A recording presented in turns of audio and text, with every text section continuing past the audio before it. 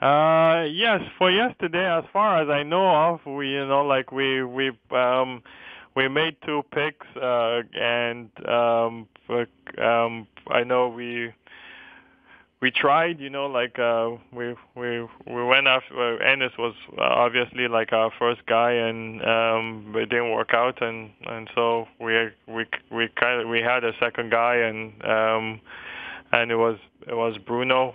We thought we would get Bruno in the second round, but I think just for the fans to understand, we try to move up, it's all what I always talk about. You get these heartbreaks because you try to move up in the draft, but it's such a those 2 hours are just so I think intense for teams and people. We all fall in love with our picks, and fall in love with players, and it's just hard to make deals. And we felt that we might be losing our chance if we don't do this now. And you know what? It's a pick in the 20s, so we figured we'll jump on Bruno at the time. Was there contact between you and the Suns after Ennis went? Was there an effort made on your end to maybe reverse that? Yes, we made many efforts, but at that point, there was we talked about something, but we felt we couldn't do it. Masai, at any point over the last month and a half, did you offer anything to Cleveland for the top pick? No, I didn't.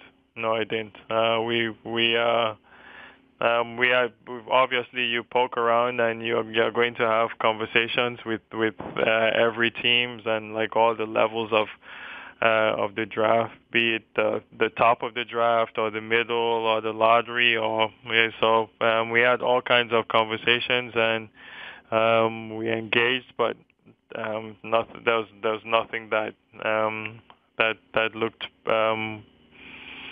looked like it would work out. We talk about 100 deals and like 2 of them get done. Right. General Manager of the Toronto Raptors, Masai Ujiri, joining us here on Tim and Sid.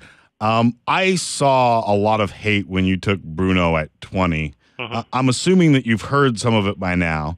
Mm. What was your reaction to the dismay of the fan base when you guys took Bruno at 20? That's just the nature of life. I really don't pay attention to, with my job, I can't pay attention to, that stuff. If I do, then I think I might be jumping from from the window that I'm talking to, the office on the 15th floor. I'm talking to you guys from. That's just the nature of our jobs. We're going to do some things, that are going to be popular, and sometimes we're going to do things that are not going to be very popular. I think as we go on, I think the fans will get excited. I think tomorrow, when they get a look at the kid and his prospects, I think they'll get excited. And they'll see it's an unknown. I completely understand that, but I also want the fans to understand that it was a big risk for us to risk picking Bruno at 37, where there are teams with multiple picks and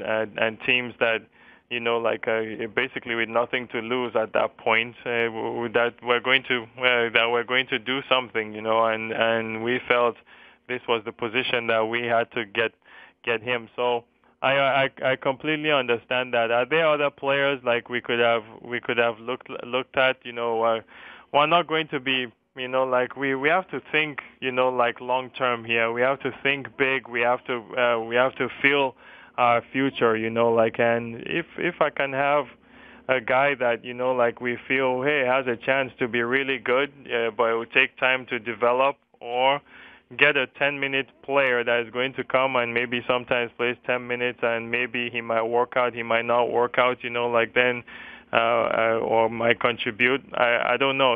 We decided to take the other chance, and yeah, there's a chance Bruno might not work out. But hey, we'll live with it. I had it on pretty decent authority that he wouldn't make it through the first round. Is that what you were hearing too? 100%. I knew that there were three teams that he wouldn't have made it through up to 30. And we didn't have up to.